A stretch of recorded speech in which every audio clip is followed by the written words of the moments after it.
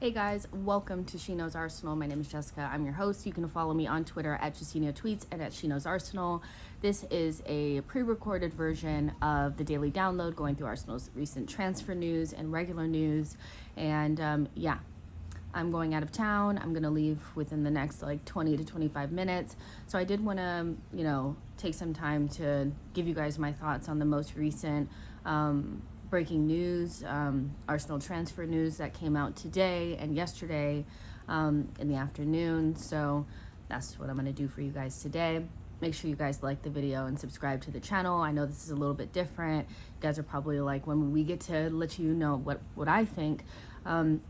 Like I said, I'll be out of town and I will do like a review on our preseason game and any breaking news that comes out.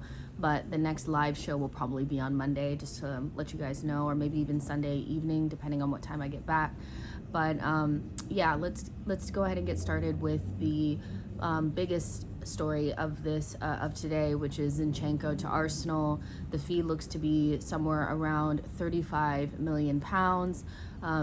All parties, Arsenal, Zinchenko, Manchester City, seem willing to get the deal done, and so it looks like something that can happen, and it's well on its way. I do think having done a deal with Manchester City earlier on in the window probably makes things a lot easier, and it's a deal that escalated quite quickly. We did have interest in Zinchenko earlier on in the window, and those links kind of went quiet, and then we started to go after Martinez. That didn't work out and turned our attention back to Zinchenko. So what I will say is that I do think Arsenal responded really well to Martinez going to Manchester United. Definitely don't want to leave something out there like that out there just dangling, you know what I mean? You want to make sure that you go ahead and get your second or alternative option, and Arsenal looked to have done that. I'm sure there was already some foundations laid earlier on in the window, just in case Martinez didn't work out, and it didn't. So we went after Zinchenko, and I liked the deal. I put out a poll on Twitter asking you guys, did you think that he was going to play mostly in midfield or left back for Arsenal? And it was pretty unanimous, or not really unanimous. It was like 70-20, or 70-30, that most of you guys thought that he would play left back. My hot take is that I think he's going to play quite a bit in midfield. The original reports about Zinchenko potentially coming to Arsenal were based around the idea that he would get more playing time at Arsenal, but also more playing time in midfield, which is his preferred position. He's a midfielder by trade. So I do think that him coming to Arsenal, he's going to expect to play more than what he was playing at Manchester City, and he's going to expect to play some time in midfield. So I do think he'll spend some time there. If you don't know much about Zinchenko, he's basically an attacking midfielder that's been playing left back for Pep for a couple of years now. And so he's not a traditional fullback. He doesn't have great defensive skills. Like, one of his, I guess, cons would be defense, which you're probably like, well, then why would we have him play left back? It's because you basically have him there, when you're controlling possession and you want to have good distribution from the back, and you want somebody in that left half space to be able to control the ball. And so, I do think it's something that we don't really need to worry that much about, because he's so good in those attacking positions that I do think it makes up for his lack of defensive nous per se. One of my biggest gripes about potentially going after Grimaldo was that I didn't think he was particularly good attacking or defensive, so I just felt like it was kind of like a average signing, just a kind of sideways step. Whereas Zinchenko, if you were to play him in left back, what you'd be getting from him that you don't get from Kieran Tierney is the ability on the ball, the technical quality, so you can play an inverted left back with him, and it would work a lot better than it did when we were trying to play Tierney there. So I said this on the other, on my last show, I don't think that this spells the immediate end of Kieran Tierney, but don't be surprised if he plays a lot of midfield, because that was the original like plan. Like if he was going to come to Arsenal, he was going to play midfield, or play a lot more in midfield than he was for Manchester City. So we'll hope that that deal gets done. I do recommend, if you're not a patron of Arsenal Vision, you should be. They did a scouting report on Zinchenko, and I thought it was informative yet very funny.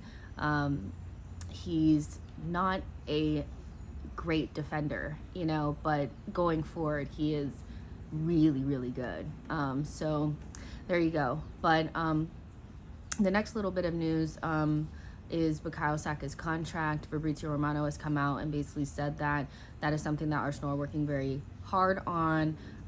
Santi FM, I think that's what his name is, also put out a report saying that Arsenal are trying to accelerate things with Bukayo Saka's contract, because he is the number one replacement for Sterling for Manchester City. And it's not the first time that we've heard this link earlier on in the window, even though it was quickly kind of rubbished by, some Manchester City journalists. We do know that there's probably some interest in Bukayo Saka in regards to Manchester City. I think that confirms the level of Bukayo Saka. I do think that, there's this idea that he's overrated. If Pep wants him to replace Raheem Sterling, that shows how good he actually is. Nevertheless, we do need to get him on a new contract. The report from Santi FM, I hope that's the name. I'm pretty sure that's what it is. But also, if you read the entire report, it does say that Arsenal are confident that Bukayo Saka will sign a long-term deal with the club, and it is unlikely that they will sell him this summer. So, even though the headline is he's the number one replacement for Raheem Sterling, because obviously that gets the clicks, it looks like Arsenal feel really confident that he's going to sign a new deal, which would be amazing. We know that's one of the most important things to get done this summer, and I hope it gets done. Again, make sure you guys are liking this video and subscribing to the channel. Another young player that Arsenal are looking to get onto a new and improved deal is William Saliba. Obviously, there were a lot of reports, unconfirmed reports from big Arsenal accounts claiming that William Saliba had already signed a new deal, because his agent had put out a picture on Instagram showing him in Sopwell House, which is the room or the building that Arsenal do their signings and new contract content in. And people started to kind of speculate that he had already signed a new contract. Charles Watts said that he had not heard anything of the sort, and Arsenal are working on it, but it's not done to his knowledge. And he did an interview that's on Arsenal.com right now, where he spoke very well about his want to fight for his position, and wanting to play for Arsenal, and talking about his loan. But kind of at the same time that came out, there was a report that was originally from the Independent around William Saliba not wanting to stay at Arsenal, and Atletico Madrid and Marseille are interested in buying him permanently, unless he is given a confirmation or a permanent starting position at Arsenal. And so this is not the first time that we've heard something like this. I told you guys that when people were assuming that he had signed a new contract and were assuming that he was 100% going to stay, I said that we need to wait, because he probably wants to see how much playing time he's going to get. William Saliba is probably looking forward to that Winter World Cup, where I do think the Winter World Cup worked to our advantage in regards to Gabriel Jesus. I do think it's going to work in the opposite direction with William Saliba. He is going to want to be somewhere where he's going to get quite a bit of playing time. Like I kind of explained to you guys before, you look at somebody like Konate, who doesn't start for Liverpool, actually is behind William Saliba in the pecking order for France. Hold on really quick, you guys. My dog.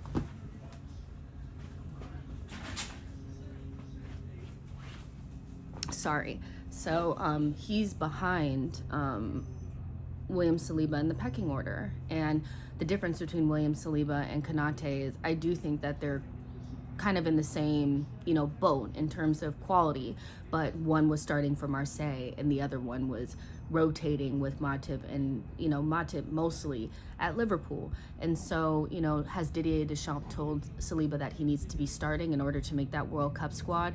I don't know. Varane is going to be back into the fold. They have Kimpembe. They have quite a bit of players that are going to be trying to get into that World Cup squad. So I do worry that that might work against us in trying to get him back like on a long-term deal and to keep him. So I would just say, for everybody that's kind of jumping the gun, we have to wait and see. Because if I'm William Saliba, to be honest, I am going to wait and see if Arteta's going to play me in preseason and at the beginning of the season.